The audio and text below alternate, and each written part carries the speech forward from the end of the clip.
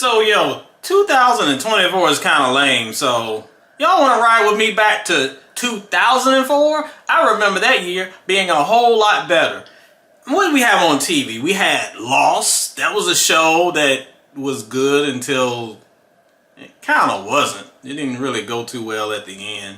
And then we had America's Next Top Model. Well, y'all still mad at Tyra? Y'all still canceling her? You know how y'all like to retroactively cancel people. So I don't know if that's still a thing. I'm always confused at who we're supposed to be mad at. Oh, here's another show. We got The Apprentice. Actually, can I cancel that one myself? Because I got plenty of reason to be mad at that show. Anyway, that's 2004. The TV was suspect, but the music wasn't. So today we're going to continue our journey back 20 years in the past by looking at the best hip-hop albums of 2004. We had some heat. It was better than TV shows.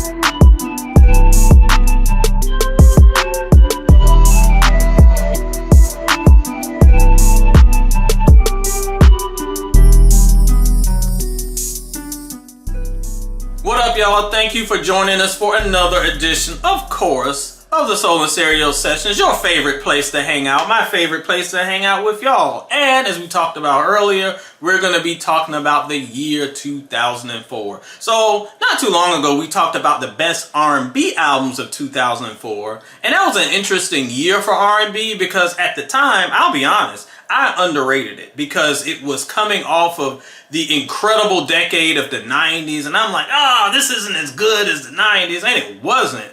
But that doesn't mean it wasn't incredible. We were still getting albums that are considered classics today. Way better than what we're doing in 2024, I'll tell you. But hip-hop was different in 2004 because, no, it wasn't as good as 90s, but it was still good, and we recognized it at the time because we saw how hip-hop was evolving, but in a good way. You saw the South starting to rise up, which was a cool thing. We saw lots of veterans who were still in the game switching their style up to stay relevant. So I know a lot of people were like, oh no, so-and-so is going commercial, back when that was still a dirty word. But they were doing it in a way where they were still staying true to themselves. Everybody won't sucking on that auto-tune thing yet. Like they were like, okay, let me give them a little bit more radio-friendly sound, but you're going to still get me, that hardcore stuff on the album. And I thought that worked. And then, of course, we had the rise of the soul sample. One of my favorite ever eras in music with the Chipmunk sped up sample, but we're going to get to that a little later on because that birthed, for better or worse, one of the biggest legends in hip-hop. But before we get there, we want to first do a little bit of house cleaning. Y'all know how it is. Take a second, if you're watching this video, to just hit that like button for your boy. I know we still got some stats out there that say most of y'all watching this video, man, y'all aren't subscribers. So all you got to do, because it's free, is hit the like button on this video and then hit a subscribe as well. I greatly appreciate it. Support your smaller content creators. We don't get those million views yet, but you know, you can say you were on early on before it became the dope big thing. And when it's done, make sure you share this video with any hip-hop head in your life because, you know, if you're a hip-hop head, you love reminiscing. And this video will be all about that. So, let's talk about it. The top 10 albums of 2004. I wish I could do 20. There's so many dope albums here. But here are the 10 to me that stood out for that year.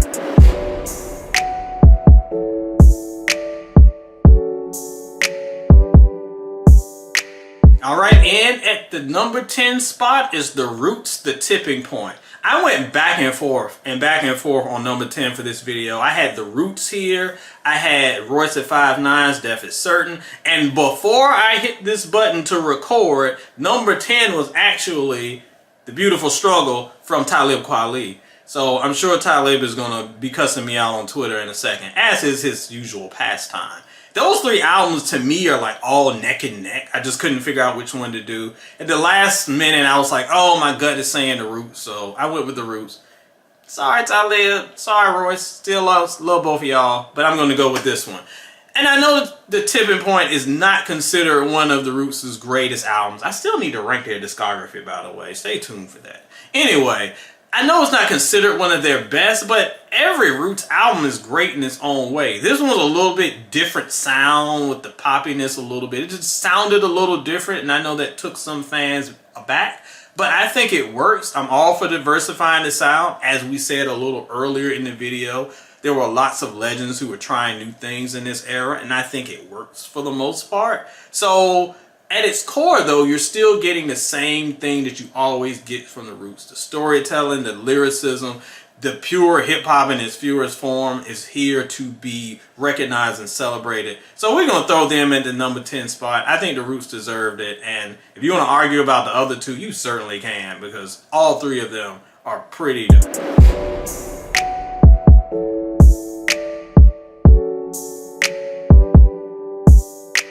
Alright, coming in at number 9 is Jean Grae This Week. Another very underrated female MC, as most of them are, especially in this era. And this was a very important era for Jeannie, because this was around the time that you had the previous era's hitmakers, Foxy, Lil' Kim, Missy. They were starting to wind down a little bit. Eve, they were around, but they were kind of like coming into the twilight of their projects. They were putting out like their last album or their next last album before their big hiatus was to come. And we were a few years away from getting like the Remy Ma's and well before Rhapsody. So there was starting to be like this little entry point for other artists to kind of come in and share that spotlight. And this is Jean Grae's moment, because as a lyricist, she is incredible. And she was able to take that charisma and just dexterity in her bars that she has and showcase it while other ladies are doing their thing. But the window was starting to close for them. She jumped in and dropped this project off. Now, she would have better projects later on. Genius is, of course, the work that everyone celebrates. That was a couple years away. But I think this one was very notable. Still stands up today. Still has lots of great content here that resonates. Another very underrated album, as most of the albums on this list are, in my opinion. 2004 had lots of big commercial bangers, but the best stuff is a lot of stuff that people miss, and this is one of them. Dope album.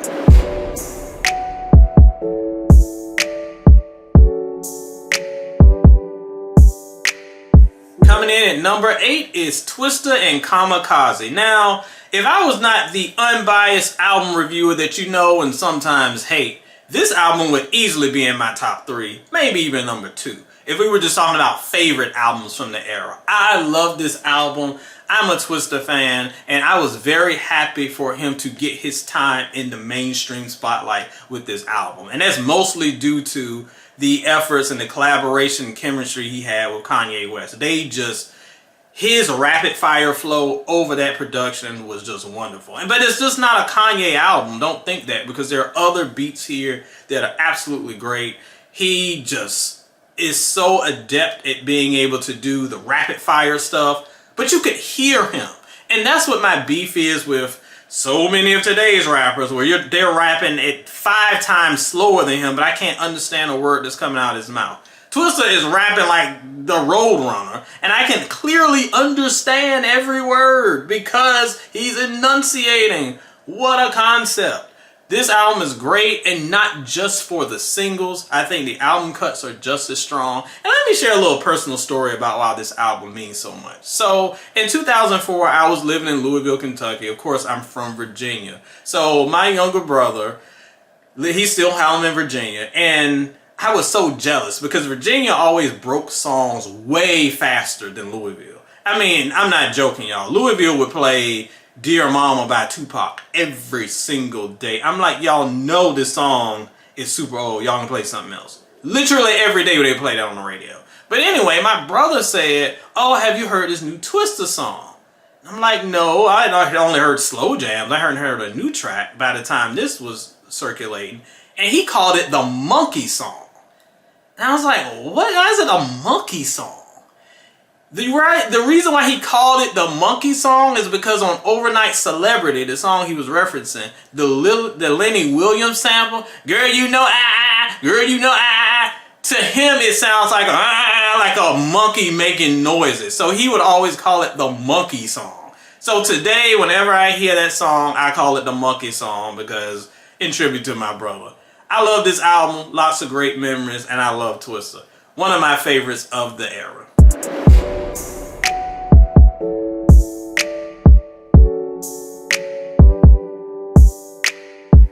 At number 7 is Master Ace, A Long Hot Summer. Ace is one of those rappers that I feel like I don't give enough credit. And hip hop definitely does not give him enough credit. He's one of those guys like Kool G Rap and a few others that, in my opinion, like I would say Big Daddy Kane too, one of the greatest of all time, but absolutely never, ever, ever gets the attention that's due because he just never had that mainstream brush of success like he deserves. This dude, even today in 2024, is still putting out some of the best albums every time he drops. No one just ever pays it any attention, and it makes me so sad because this dude is incredible. One of the greatest storytellers in hip-hop history. That continues here with A Long Hot Summer. The concept is simple. He's telling the story of a long hot summer and the stories that go along with it. His delivery is incredible. His ability to paint pictures is monumental. And to this day, this one still stands out. I know that if you look at everybody else's best albums of 2004 list and they got Ludacris and all them on it, and no shot at Luda, I love Luda. Y'all underrate him greatly today, which is a shame. But this is an album that I feel deserves way more attention, and Master Ace deserves way more attention as an artist in general. So I'm shouting my boy out because it's dope. Check this album out. You probably haven't, but you should.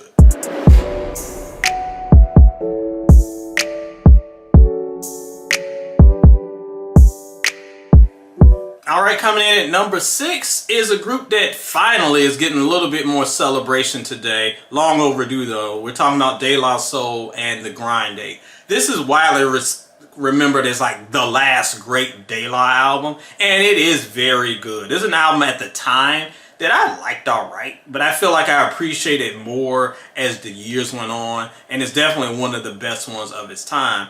Two reasons for that. They had an all-star list of producers on this thing, like Dilla, Madlib, Jake One, Ninth Wonder. Everybody was doing their thing. And it wasn't as long as some of their albums tend to be. You know your boy likes a slim and trim album. I always say, give me your best, not give me your everything.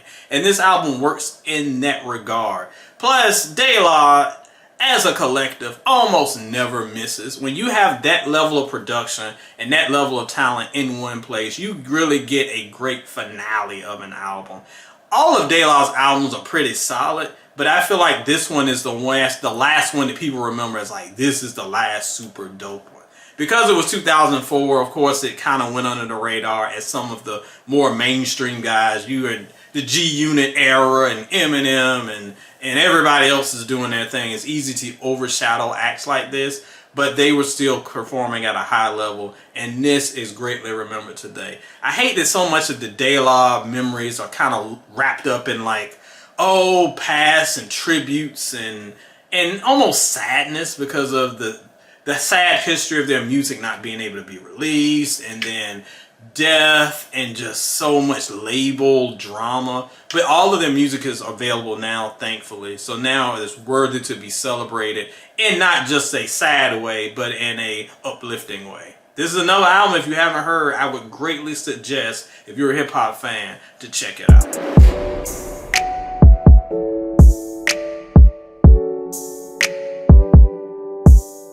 Coming in at number 5 is Cameron and Purple Haze. Man, you had to be there in 2004 and 2003 for Dipset Mania. The era where all the little hoodlums were wearing pink in gigantic clothes and looking weird. But you know what? The music was kind of dope. At least Cam'ron's. I'll say this. I am a old school Cam'ron fan. I liked him back in the late 90s, even when his style was a little different than the Cam'ron we come to know and love, especially on this album, which in my opinion, is his best work easily.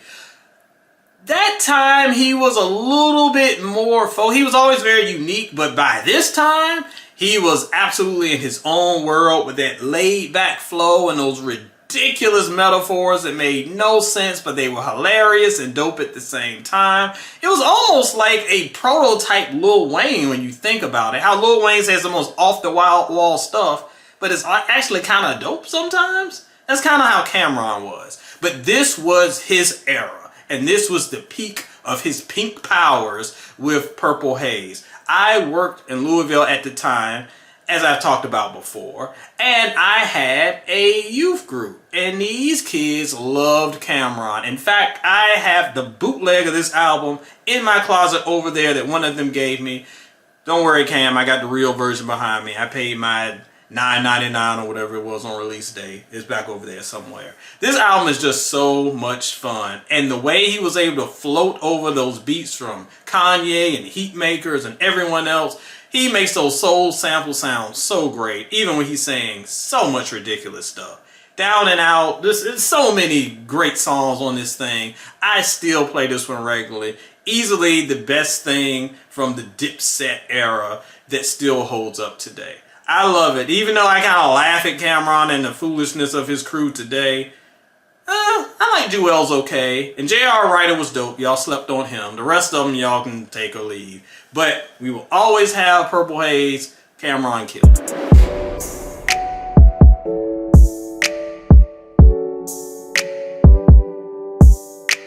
And coming in at number 4, MF Doom, Food.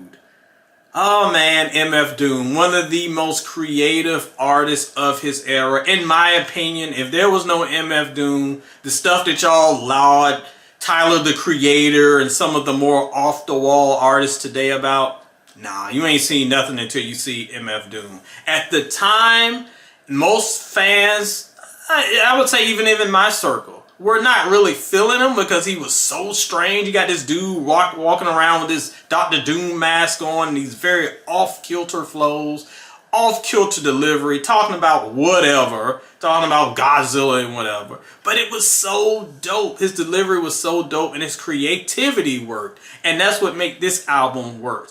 He takes MF Doom, flips those letters around into Food, which is kind of a cuisine themed album in the loosest sense, almost in a goofy sense. But we're here for the beats. We're here for Doom Wrecking Shop. And it's home to some of his best songs. Deep Fried Friends, one of the best things he's ever done. And Rap Snitches, Telling All Their Business, that's on this album too. One of the most quotable songs in his discography. That one's here. This album, if you're looking for a introduction into MF Doom, I feel like this would be the album for most people because it's fun and you get to see a glimpse into his madness, but it's not so off the wall that it's off-putting. Actually, we got another album coming up that's even a little bit better. 2004 was quietly MF Doom's year, and this one is one that has never left rotation in the past 20 years. Now, before we hit the top 3, y'all know what time it is. We need to show love to some of our honorable mentions. So, D Roth, do the honors, player. Show the players which albums almost made the cut. You should definitely check them out. Here they are.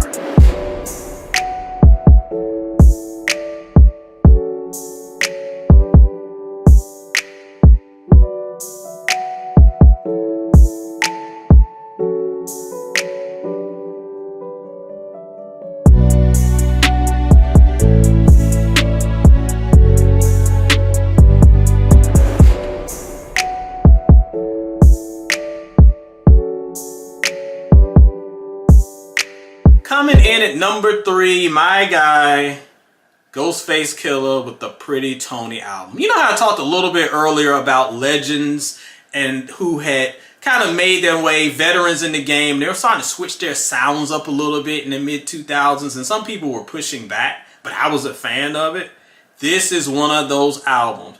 Ghostface is known from a legendary group in the Wu-Tang Clan. He's got legendary albums like, he's got Supreme Clientele, he's got Iron Man, albums that people love. But then in the 2000s, he started switching things up a little bit. We started getting stuff like Bulletproof Wallets and Wizard of Poetry, and these albums, a lot of old school fans are like, I don't like this, there's too much R&B on the album, all these singers on the album. Let artists experiment, because when you do, you get an album like Pretty Tony. Yes, there is some mainstream stuff on this album. I never thought I would hear Missy Elliott and Ghostface Killah together, but you know what? That thing is dope, because we also get him and Jadakiss together, and you know what? That thing is dope. This album is all things Pretty Tony, Tony Starks, the Wallaby Champ, whatever you want to call Ghostface Killah. All of this is in one album, and quietly one of his best albums, because it's so much fun. You never know what you're going to get from song to song. You're going to get the deep, thoughtful family songs that he's known for. And then you're going to get the foolishness, like with him and Missy talking about tushes and touching your tush, tush, tush. And then you get the Jadakiss bar fest and storytelling where he's just running down the alley in his Timbs. Great songs, great presentation. I love this album so much. And anybody who hates on Pretty Tony, I'm gonna sick that gold eagle on him that he has on his arm. This album is dope.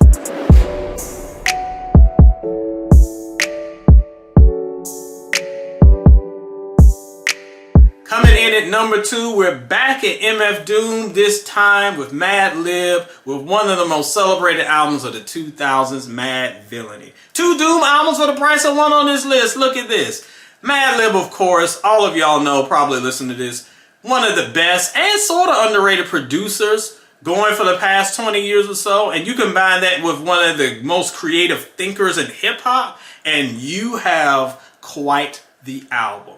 This album was an underground smash at the time. I didn't even hear it until maybe a year or so later. I like the Food album, but for some reason this one never caught on to me. And I didn't appreciate it until later on, because as most MF Doom projects, when you first hear it, it's just so off kilter. But the more you think, the more you dig, the more you examine, you realize how great this album really is. The instrumentals are incredible, probably some of Mad Lib's best production ever. And Doom, of course, is his usual fighting the Fantastic Four, talking about outer space stuff. Who knows what he's talking about? But it works so well. This album has gone on to have a legendary reputation, and deservedly so. And I don't think I can say enough great things about how you took 2 desperate parts and you put them together, and they become hip-hop magic.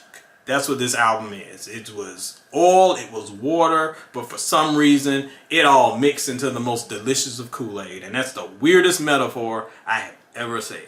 Just trust me, this album is very good.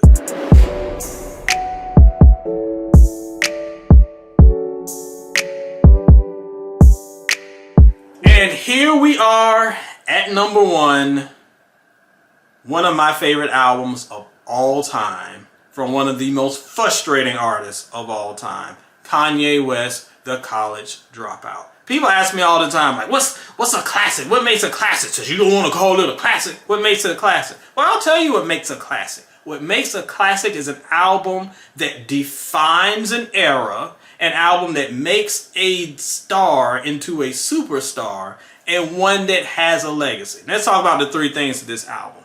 Kanye West, pre-2000, was just mainly known by people who read the liner notes in these things as a producer. That's all he was. He was a producer, did some dope beats.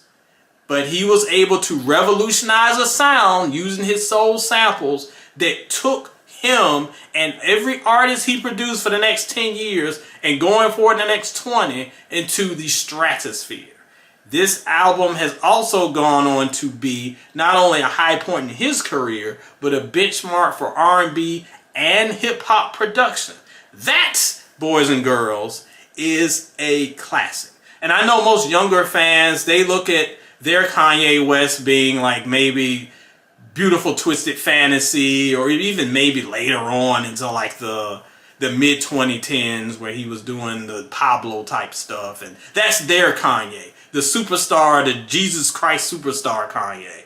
By that time, he was kind of getting on our nerves. But at this point, this was the early Kanye. This was the Kanye who was very much about celebrating self and celebrating family. He kind of positioned himself as like this backpack rapper who wasn't afraid to talk about women and money too. It was two sides. It was a different side of hip hop, because hip hop was always defined as the gangster dudes, the money dudes, the free thinking dudes, the backpack dudes.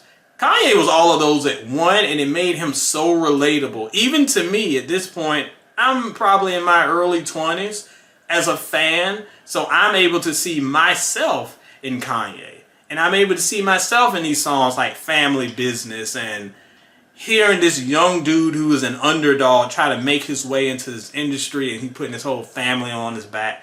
What an incredible album from not just a star-making standpoint, a production standpoint. And no, he isn't Rakim on the bars, but he makes every bar mean something because of his passionate delivery. In my opinion, easily the best album of the 2000s, one of the greatest hip-hop albums of all time. And I don't care about Donda. I sure don't care about 808s. I don't care about Yeezus. Not even My Beautiful Twisted Fantasy, which y'all love.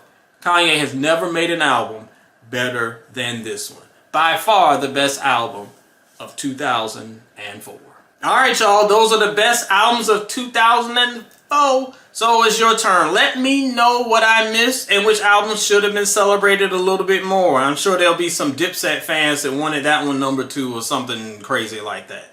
But you let me know in the comments which album you think should be a little higher on that list. 20 years, man. I remember when all those albums came out. I am ancient. I have dust in my bones.